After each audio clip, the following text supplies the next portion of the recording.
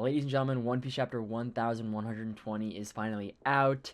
It finally seems like we're actually getting to the end of Egghead. I know I've said that maybe like 50 times, but we do have a lot of cool stuff to talk about, so let's just jump straight into it for this one. So first, I want to talk about the very beginning of this chapter with this flashback to Punk Hazard with Clover and Vegapunk. This is the level of depth that I just love in One Piece.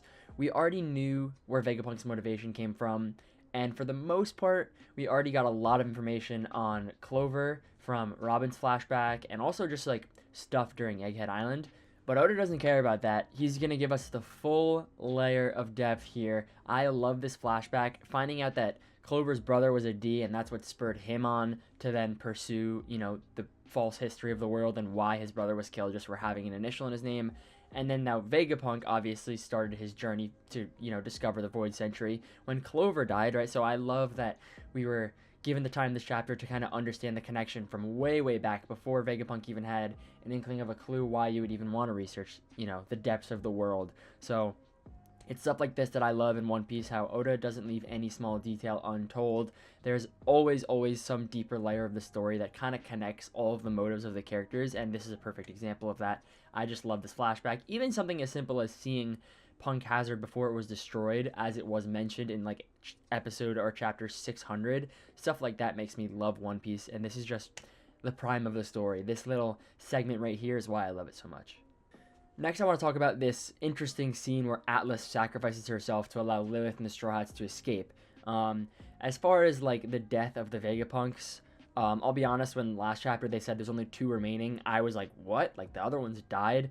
I did not really care too much for them, and I don't think they made a real impact on the story. So, this also with Atlas dying here really didn't do anything for me, but not to say I don't like it, right? It didn't just like invoke an emotional reaction, but what it does do for me is make me very interested in Lilith's storyline, right? It seems that she could potentially be sailing with the Straw Hats further on here, maybe like a carrot situation, or just like coming to Elbaf or something like that, which I didn't expect. Everyone thought it was going to be Bonnie, and like I said last video, if you watched my last chapter review, I kind of jumped ship on the whole Bonnie thing, because it felt like her character arc and her motives were accomplished entirely in Egghead, so it would be kind of redundant to have her on the crew. Lilith, on the other hand, now, although we haven't really explored her character, right, so this is kind of just speculation, I do think there's room for that on the Straw Hats, right, potentially finishing out what Vegapunk had set off to do, or maybe some sort of vengeance for Vegapunk, or some relationship with Dragon and the Revolutionaries. There's a lot of different paths you could take with Lilith here. That being said, of course, we can't go a neckokin video without me criticizing something, which there is things we will criticize later in the chapter, but as far as Lilith goes, if you left it up to me, I would prefer no more Straw Hats. I think Egghead kind of proved a worry that I had going into the final saga, and that is when you have so many characters in a very hectic setting, like Egghead Island, inevitably some of them lose importance and their moments get snuffed under others, with Oda trying to fit everything in. Example A, the rest of the Vegapunks, like I just spoke of, they kind of got lost in the story for me because there was so much going on that I stopped caring for them.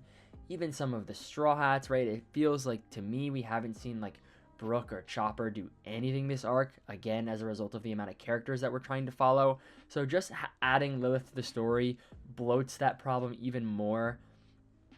And it also, maybe, sort of, this is also just like a kind of a far out worry of mine. Maybe if she does join the crew, this won't end up happening, but it feels like her role would kind of intersect with Frankie's, right? Like 2 like mechanic, engineer, scientist type people. It just feels like it would be better for no one to join the Straw Hats. I totally wouldn't mind her sailing to Elbaf, right? Because we're escaping Egghead, I can't just leave her, so it totally makes sense. But like as a Straw Hat, I'm a no-go. I also want to talk about this interaction between Luffy and the giant robot. Something that I kind of picked up on throughout this arc, and also with all of the characters, I guess there's only 2 in the robot and Zunisha, but all of the characters who were friends or knew the real Joy Boy back 800 years ago, who have also seen Luffy, refer to him as like just straight up Joy Boy, which is very interesting to me because it's very obviously not the same guy. It's kind of like a mantle 800 years later that Luffy is picking up. But these characters don't fail to call him as if he is the real Joy Boy, like as if Luffy is the same guy from 800 years ago. I really don't know if this is just Oda trying to hammer in the fact that Luffy's that guy now, or if Joy Boy from the past was like exactly like Luffy, or even something crazy that like to them like no time has passed, or to them Joy Boy was supposed to live like 800 years, or something crazy like that. There has to be some kind of reason for these characters to be directly referring to Luffy as just straight up Joy Boy. Whether that's just Oda trying to like make the parallels like super in our face, or if there's an actual reason they can't distinguish that this isn't the Joy Boy from 800 years ago, is very interesting to me. So I'm looking forward to getting a sort of answer on that. I also would like to see Luffy either, because we keep getting this gag of Luffy getting like that little question mark above his head, or like confusion when anyone calls him Joy Boy, which is, you know, on brand for what Luffy is. But instead of just having that gag continue every time it happens, I would rather someone either A, explain to him what's going on, or B, for him to just like, I don't care, like I don't know what you're talking about, that's it. Like we don't get any more confused Luffy. He kind of just like goes, oh, now I get it, I'm Joy Boy, or oh, I don't care at all. Like I don't want the gag to get old, and I don't want it to be a recurring thing, if that makes sense. Now, as far as the robot goes, there is two other things in this interaction that I think are very important. The first is the emphasis on the fact that no one else can hear the robot speaking to Luffy, which obviously means it's the voice of all things. Now, I feel like this is kind of important because to me it felt like the voice of all things had kind of been lost. I guess we saw it in Wano with the Roger flashback, but there really hasn't been much explanation or even like examples of it in the story recently. So to see that it's still important and perhaps related to Joy Boy is a great reminder, especially in this point in the story. I'm glad Oda included that. And second is the weapon that the robot was about to use. We know that 900, 800 years ago, whatever, there was some crazy technology and the civilization was super advanced, like Vegapunk said.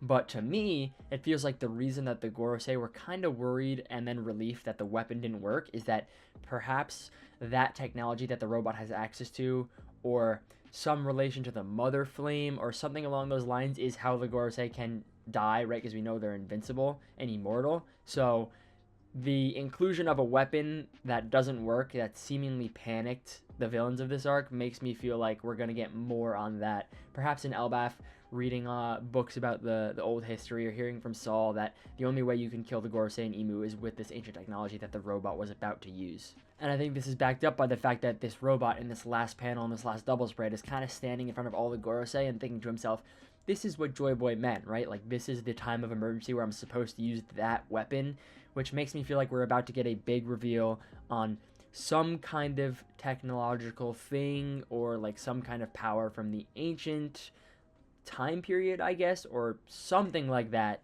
that's gonna hurt the Gorosei or clue us into something amazing that those people had access to, or something like that. There wouldn't be a build up for us to just not see something at all, so I think that's what we're gonna get. Now, to end us off, Vegapunk mentions Gold D. Roger. Now, personally, I thought this was the perfect time to end the speech. It's just finally starting to reach that point where I'm like, okay, let's wrap it up if it's been like 10 chapters at this point. However, that is me assuming that next chapter he's just going to say something like, someone else is going to like take the mantle of Roger and it's going to be Luffy, or something like that. Something simple like that. If that's what he's going to say next chapter, I wish it was just included in this chapter and then we wrap up there. But if it ends up being something different, like some big reveal about the One Piece or some big reveal about Roger, I'll hold my horses, and I think that next chapter would be an even better spot to end us off. But regardless, I'm going to say the same thing I've said the last 5 chapter reviews. It finally feels like we're at the end of Egghead. It finally feels like we're on our way to Elbaf, especially now that we actually have boats sailing away from the island for the first time since the end of Wano. So, no break next week. That's cool.